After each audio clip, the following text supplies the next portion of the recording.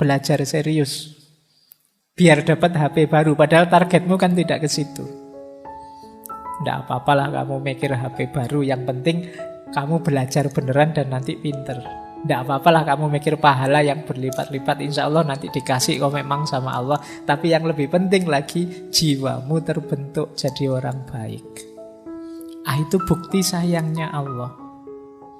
Kemudian mengabulkan permohonan.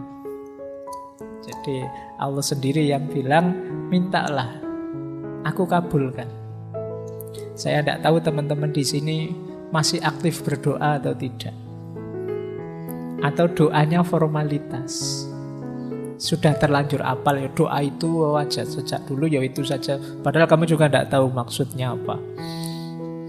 Apalannya ya kui. Mintalah, Allah akan memberi. Nah, ya dengan syarat dan ketentuan tertentu ya. Syarat dan ketentuan berlaku. Karena mungkin nanti teman-teman bisa kembali ke sesi dulu kita pernah membahas tentang filosofi doa. Kemudian ya kita diberi ujian, kita diberi peringatan. Jadi Allah itu sering menegur kita. Kita saja yang tidak sadar. Peringatan dan teguran Allah itu bentuknya tidak selalu sakit ataupun tidak selalu hal-hal yang kita tidak suka. Kadang-kadang sesuatu yang enak, sesuatu yang nyaman, itu juga sebenarnya ujian untuk kita. Jadi mari kita sadari betapa cintanya Allah pada kita, antara lain dengan menurunkan Rasul. Jadi ini frame pertama ya, kita pahami hadirnya Rasulullah yang harus kita cintai itu sebagai bagian dari cintanya Allah pada manusia. Lanjut. Nah, kalau cintanya manusia pada Rasulullah itu hakikatnya juga bagian dari cintanya manusia pada Allah. Kadang ada orang tanya, Pak, saya tuh cintanya Allah sajalah, tidak pakai yang lain. Lah Rasulullah tidak, wong ya Allah saja, tidak begitu cara berpikirnya. Jadi cinta kita pada Rasulullah itu bagian dari cinta kita kepada Allah. Jadi lingkaran besarnya adalah cinta pada Allah. Yang bagian dari kecintaan kita pada Allah itu cinta kita pada Rasulullah.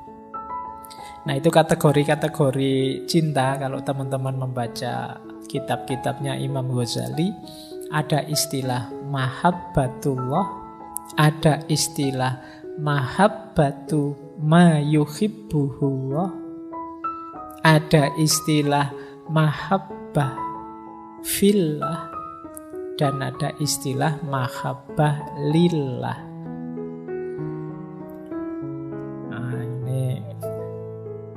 Mari kita pelajari pelan-pelan biar tidak keliru. Yang pertama mahabbatullah. Mahabbatullah itu ya cinta kita pada Allah. Ini pernah kita pelajari 1 bulan, mungkin bulan Februari kemarin itu, yang cinta pada Allah. Konsep-konsepnya Syekh Abdul Qadir Jailani, Ibnu Athaillah Sakandari dan lain-lain. Itu mahabbatullah. Di antara cinta kita kepada Allah juga adalah mahabbatu ma yuhibbuhullah. Cinta pada yang dicintai oleh Allah. Pak, saya cinta Allah saja, tidak cinta yang lain-lain. Harusnya tidak begitu. Saya cinta Allah dan semua yang dicintai oleh Allah, saya juga cinta. Termasuk Rasulullah. Maka saya cinta kebaikan, saya cinta kebenaran, saya cinta kemanusiaan dan lain sebagainya. Karena hal-hal itu dicintai Allah. Termasuk Allah sangat mencintai kekasihnya nomor 1 namanya Muhammad. Itu yang disebut mahabbatu ma yuhibbuhullah. Yo kayak kalian kalau punya pasangan, punya pacar misalnya, itu kan biasanya kalian tidak hanya seneng pasanganmu saja, tapi hal-hal yang berhubungan dengan pasanganmu kan kamu juga ikut seneng. Kadang-kadang awalnya kamu tidak seneng, tapi lama-lama ikut seneng juga. Pacarmu suka drama Korea, awalnya kamu tidak suka opo drama Korea itu. Aktor dan aktrisnya kok sama-sama cantik, misalnya. Nah, tapi karena harus menemani, lama-lama ya ikut seneng. Jadi biasanya hal-hal yang dicintai oleh yang kamu cintai, kamu juga akhirnya menyukai juga. Nah, mahabbatu ma yuhibbuhullah itu gambarannya semacam itu. Saya mencintai Rasulullah karena apa? Rasulullah itu sangat dicintai oleh Allah. Nanti ada orang yang pakai logika, opo pantes ya saya itu mencintai Allah, wong kelakuanku kayak gini. Sudahlah, saya minta diantarkan saja oleh Rasulullah yang sangat dicintai oleh Allah. Nah, ini namanya mahabbatu ma yuhibbuhullah. Cinta pada apa yang dicintai oleh Allah. Ini nanti sebenarnya luas.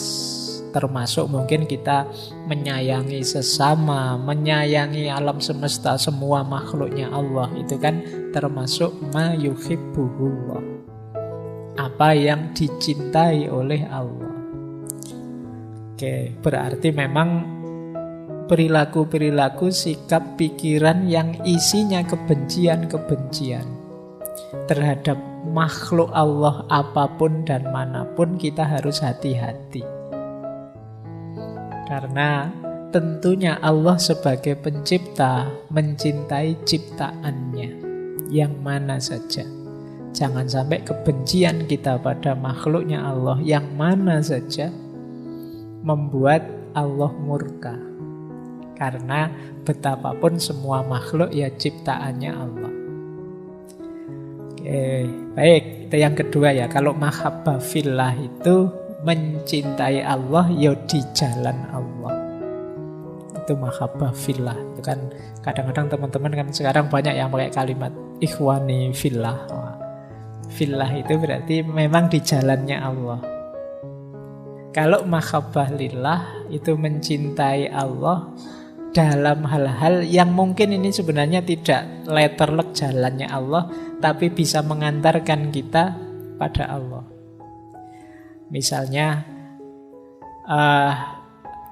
saya suka baca buku malam-malam karena Allah suka dengan belajar, dan saya membacanya ini karena Allah. Lillah itu kan artinya karena Allah. Jadi melakukan sesuatu atau menyukai sesuatu karena Allah, itu juga bagian dari cinta kepada Allah. Aku menyukaimu karena Allah. Makanya gaya kita pacaran yang syar'i ya. Kita misalnya itu kamu kan harus ngatur kan, tidak boleh macam-macam. Kalau syar'i itu tidak boleh pegang tangan, tidak boleh lihat aurat, tidak boleh deket-deketan. Nah, kenapa begitu? Karena lillah. Aku melakukan ini karena Allah. Nah, nanti kamu atur sendirilah. Mungkin lewat WA saja, tidak usah pakai selfie-selfie, tidak usah pakai. Atau yang syar'i itu kalau pas mau memulai apel pacaran, kita mulai dengan berdoa, baca Fatihah dulu. Kayak ngaji filsafat itu. Oke, itu lillah namanya, karena Allah.